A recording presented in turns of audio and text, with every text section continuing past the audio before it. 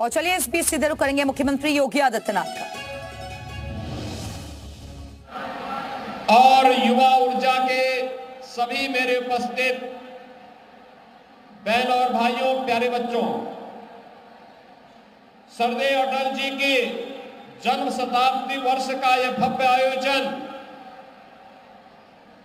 सरदेव अटल जी के प्रति प्रदेश और देश के अनुराग और प्रेम को व्यक्त करता है। इस भव्य आयोजन के मुख्य अतिथि के रूप में आज यहां पर माननीय रक्षा मंत्री जी का सानिध्य इन सभी बच्चों को प्राप्त हो रहा है। मैं इस अवसर पर उनका हृदय से स्वागत करता हूं, अभिनंदन करता हूं। मैं धन्यवाद देता हूं यहां के जनप्रतिनिधियों को, जिन्होंने सरदेव अटल जी की स्मृति को जीवंत बनाए रखने के लिए सभी संस्थाओं को एक मंच देकर के लखनऊ और देश के अंदर शताब्दी महोत्सव के कार्यक्रम को एक नई ऊंचाई दी है। आज का यह युवा कुंभ उन स्मृतियों को ताजा कर रहा है जो भारत की सनातन धर्म की परंपरा में कुंभ के आयोजन के साथ जुड़ती है। हम सब जानते हैं कुंभ भारत की पहचान है।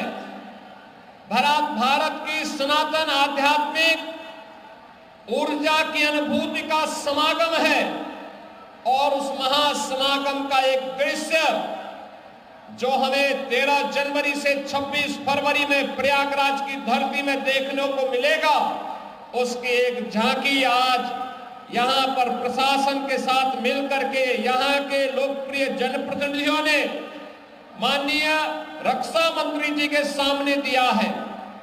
यह वास्तव में अटल जी की उन पंक्तियों में कि कदम मिलाकर के चलना होगा, उनकी अनुभूति कराता है जो अटल जी ने कहा था कि उजियारे में, अंधकार में, कलकछार में, बीच छार में, बीच धार में, घोर घृणा में, पूत प्यार में, क्षणिक जीत में, दीर्घ हार में, जीवन के सत आकर्षक अरमानों को दलना होगा, कदम मिलाकर के चलना होगा, कदम मिलाकर चलना होगा।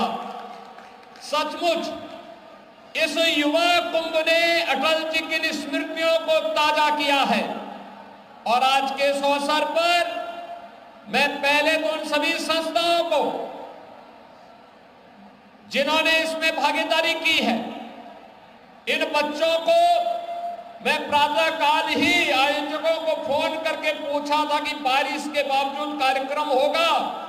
उन्होंने कहा ये कार्यक्रम युवाओं का है, हमारे युवा बच्चों का है, युवा ऊर्जा का प्रतीक कार्यक्रम है और कार्यक्रम होगा, अच्छे ढंग से होगा।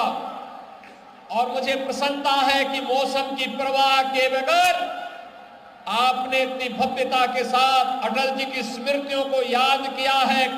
कल अटल जी की जन्म शताब्दी वर्ष है और जन्म शताब्दी वर्ष का शुभारंभ इतनी भव्यता के साथ करके आप लोगों ने अटल जी के प्रति अपनी श्रद्धा और सम्मान को व्यक्त किया है।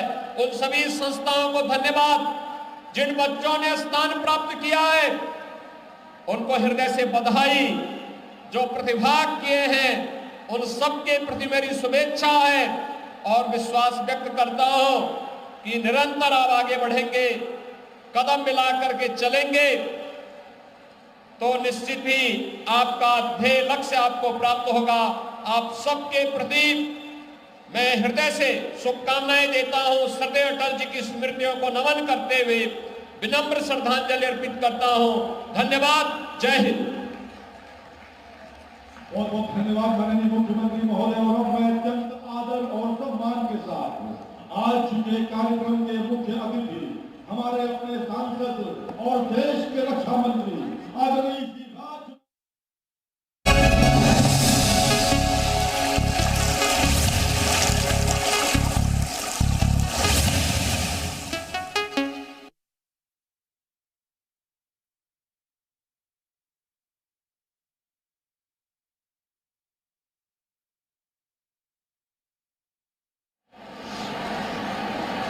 सभी राज्यों में सबसे आगे लाकर खड़ा करने में कामयाबी हासिल की है। ऐसे श्रीमान योगी आदित्यनाथ जी,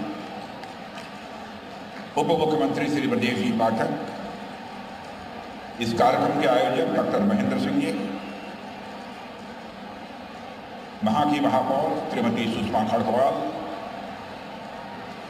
अन्य सारे विधायक, सभी जनप्रतिनिधि, इस कार्यक्रम में उपस्थित सभी महानुभाव और सभी शिक्षण संस्थाओं के प्रबंधक, प्राचार्य, शिक्षकगण और मेरे प्रिय बच्चों,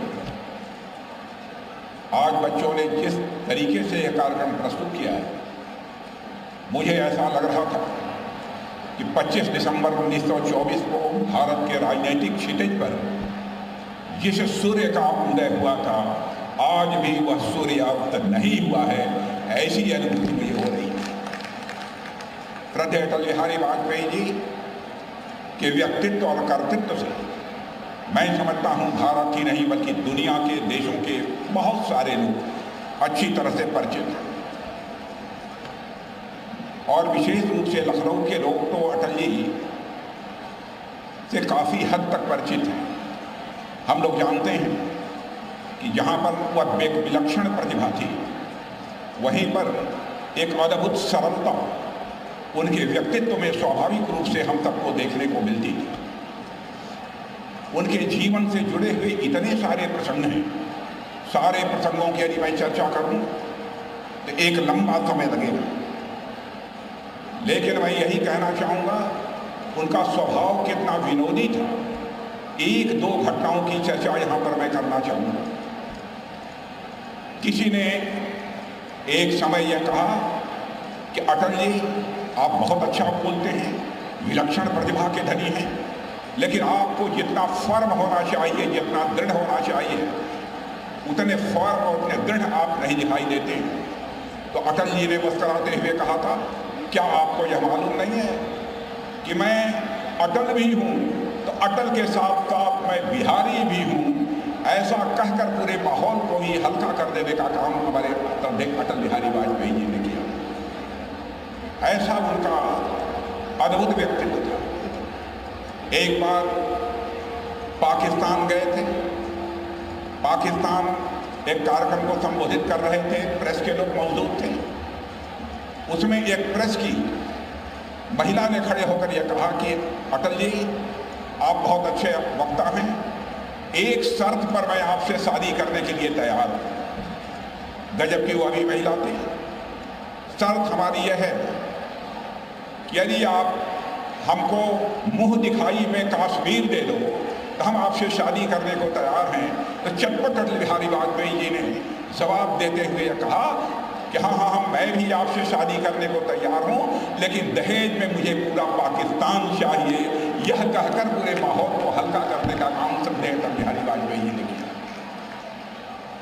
अभिभावक के रूप में भी मुझे विशेष रूप से उनका मार्गदर्शन प्राप्त हुआ है, और मैं जानता हूँ कि हिंदुस्तान के बहुत सारे नेताओं को उनका आशीर्वाद प्राप्त हुआ है, और उनके मार्गदर्शन में ही उन्होंने एक अपनी शख्सियत भारत की राजनीति में बनाई है। मंत्रिमंडल में भी उनके साथ मुझे काम करने का अवसर मिला है, और एक बार जिस समय एक वोट से